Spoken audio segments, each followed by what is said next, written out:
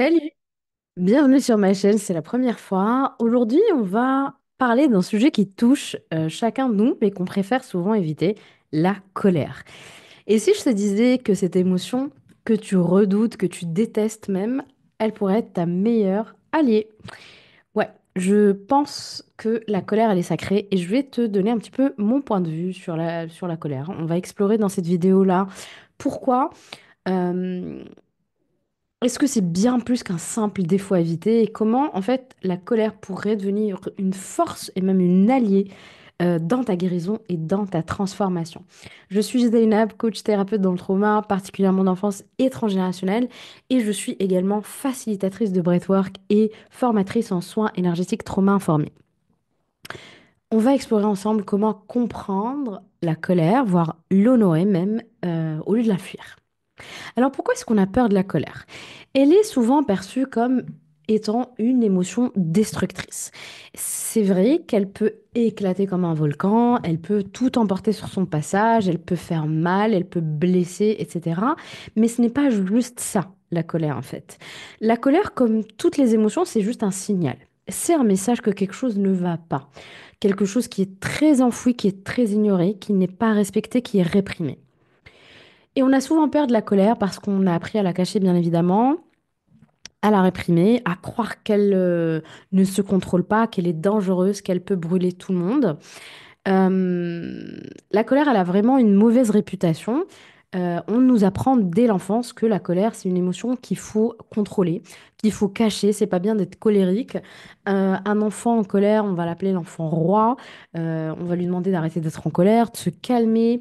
On va pas accueillir sa colère. On va pas lui apprendre à euh, l'exprimer de manière saine parce que l'émotion, c'est comme toutes les émotions, energy in motion. Donc, c'est une énergie en mouvement. Donc, la colère, comme toutes les autres émotions, demande juste à être ressentie, à circuler à l'intérieur de toi. Donc, on va réprimer tout ça dès l'enfance. C'est pas bien de crier, tu devrais pas te fâcher pour ça, tu es puni. Combien d'enfants sont punis parce qu'ils sont en colère? Euh, Si au fond, la colère, c'était juste une énergie de changement, un cri du cœur, un cri de l'âme même peut-être, pour dire basta, stop, c'est fini. Il est temps de poser des limites, il est temps de m'affirmer, il est temps de revendiquer quelque chose qui est juste pour moi. On nous, on nous éduque, la société nous éduque, vraiment c'est quelque chose qui est assez commun dans la société. On nous éduque à penser que la colère, c'est un mauvais comportement. C'est quelque chose qui doit être évité. Et résultat, on ne sait pas la gérer de manière saine. Elle est souvent mal comprise.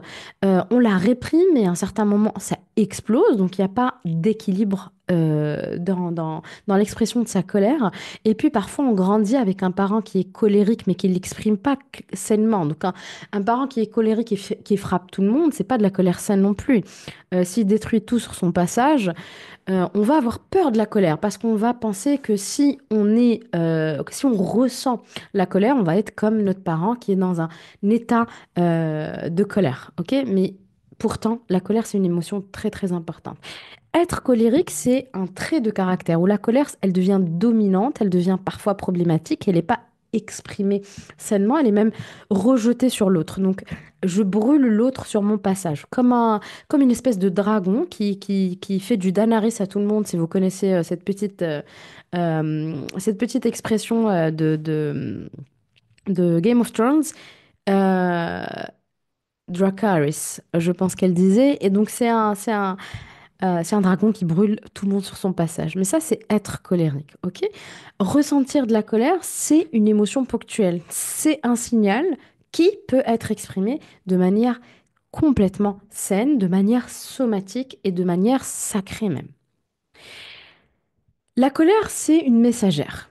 La colère, quand elle est écoutée, c'est une messagère qui est extrêmement intelligente, sacrée. Elle est vraiment là pour te dire qu'il y a un déséquilibre, qu'il y a une injustice, qu'il y a quelque chose qui a besoin d'être rééquilibré. Ce n'est vraiment pas un monstre à fuir, bien au contraire. C'est une messagère tellement, c'est une messagère divine en fait, la colère. Elle nous avertit. Elle nous montre qu'il y a quelque chose qui ne va pas dans notre vie, quelque chose qui est en déséquilibre, qui est en désalignement avec qui nous sommes profondément, avec notre âme, avec qui on est. Elle nous invite à prendre position. Elle nous invite à poser des limites. Elle nous invite euh, à frapper du poing sur la table et à dire stop. Ok. Quand on est en colère, c'est souvent parce que nos valeurs, nos besoins ou notre respect ont été violés d'une manière ou d'une autre. Et c'est là qu'elle devient sacrée, parce qu'elle va nous pousser à protéger quelque chose qui est très cher, à nous défendre, à nous respecter comme une lionne qui va se mettre en colère pour défendre ses lionceaux. Elle va quand on va l'écouter et qu'on va lui permettre de s'exprimer de manière saine corporellement, je pourrais vous faire une vidéo, si ça vous intéresse, dites-le moi en commentaire, une vidéo sur comment exprimer la colère sainement de manière physique. D'ailleurs, j'ai une vidéo sur quelques pratiques somatiques de la colère dans mon programme d'enfant intérieur, si ça vous intéresse. La colère, elle va te pousser à poser des limites, elle va t'affirmer, elle va te pousser à dire ce qui ne va pas. Elle n'est pas là juste pour te détruire, elle est là pour t'éveiller. Quand tu ressens de la colère, tu peux te demander, OK, qu'est-ce qu'il y a derrière cette colère?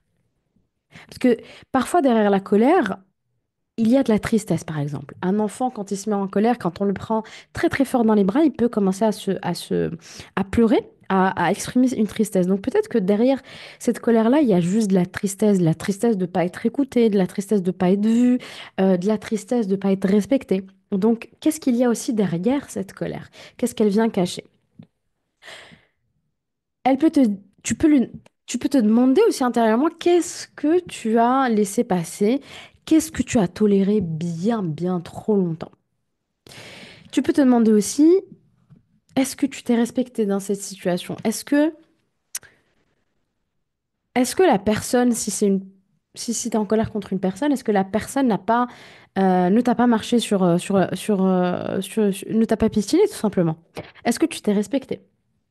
Donc la colère, c'est une émotion qui va t'inviter à revenir à toi, à tes valeurs et à ton espace sacré. Et donc, je t'invite vraiment à, au lieu de fuir la colère, choisir de l'explorer, de l'écouter, de l'honorer même. Bien sûr que si tu laisses exploser la colère sans conscience, ça peut faire des dégâts, évidemment. Mais tu peux également choisir de l'exprimer d'une manière plus consciente, d'une manière plus saine, d'une manière qui ne fasse du mal à personne. Ok. La colère, elle est garante de ton royaume intérieur. Et je vais te montrer un texte que j'ai écrit pour un post Instagram et que je vais te partager aussi ici parce que je le trouve très beau. J'aimerais qu'on redonne à la colère sa vraie place, celle de gardienne, celle de protectrice sacrée. Ta colère, c'est la sentinelle qui est postée aux portes de ton royaume intérieur. Je dis souvent, euh, vous êtes dans votre royaume. Soyez les reines et les rois, les empereurs, les impératrices de votre royaume, à l'image du tarot. Soyez les rois de votre royaume. Et la colère, elle est gardienne des lieux en quelque sorte. Elle est là pour te dire que quelque chose, que quelqu'un franchit une limite qui ne devrait pas l'être. Elle veille sur ton intégrité, sur tes valeurs, sur ce que tu refuses de trahir en toi. Et quand la colère s'agite, c'est pas pour te faire perdre le contrôle, c'est juste pour te rappeler de qui tu es. Ce que tu tolères alors que tu devrais pas tolérer, ce que tu refuses, ce qui est sacré en toi. La colère, quand elle est écoutée avec conscience évidemment et sans faire de mal à autrui, elle devient souveraine. Elle ne détruit pas, elle protège, elle ne divise pas, elle te sécurise. C'est un cercle de protection, de sécurisation autour de toi. Et ce royaume, c'est toi, c'est ton corps, c'est ton espace, c'est ton cœur. Et ta colère, c'est ta voix intérieure qui te dit, là, je ne suis plus respectée. Là, il est temps que je mette en place des limites. Là, il est temps que je redresse la tête. Là, il est temps que je réaffirme mes valeurs. Donc ta colère, elle est vraiment gardienne de ton temple sacré. Et elle est garante aussi de ta guérison. Au lieu de fuir la colère, juste choisis de l'explorer, choisis de l'écouter. Ok? Et peut-être l'une des premières choses que tu peux faire quand tu ressens de la colère, c'est juste d'accepter de la ressentir, sans jugement. L'accepter comme étant une partie de toi, une émotion humaine qui mérite d'être vécue, comme la tristesse mériterait d'être vécue, comme le deuil mériterait d'être vécu. Et ensuite, offre-lui un espace. Respire, pose-toi, euh, trouve un moyen d'exprimer la colère de manière non violente, peut-être par l'écriture, peut-être par le mouvement, peut-être en parlant à quelqu'un de confiance, peut-être en tapant des pieds somatiquement, en allant crier dans la forêt, peu importe. Mais quand tu libères la colère de manière saine, elle va se transformer en force, en pouvoir personnel, en, en, en graine de guérison, de régénération. Alors, comment est-ce que tu peux la transformer en force? La colère, elle peut être une énergie puissante et transformatrice, comme je te dis, si tu lui donnes l'espace de s'exprimer. Elle peut vraiment te pousser à agir de manière à ce que tu puisses te respecter, défendre tes valeurs, t'honorer, t'affirmer. Et tu peux l'utiliser pour initier des changements dans ta vie, peut-être pour mettre fin à des relations toxiques, à de l'emprise, pour poser des limites au travail, à la maison, à des proches. La colère, puise dans l'énergie de la colère pour avoir l'énergie de dire non, ce n'est pas acceptable et oui, je mérite mieux que ça. Alors, comment transformer cette colère en allié? La clé, c'est vraiment d'apprendre à l'accueillir avec bienveillance et à l'utiliser de manière constructive. Et je te donne quelques étapes pour y parvenir. Premièrement, reconnais la colère sans jugement. Ok? Plutôt que de la fuir ou de la réprimer, accepte ta colère comme étant une émotion naturelle. Tu es un être humain et ça arrive à tout le monde. Donc, écoute le message aussi de la colère. Quelle est la cause de cette colère? Qu'est-ce qu'elle essaye de te dire?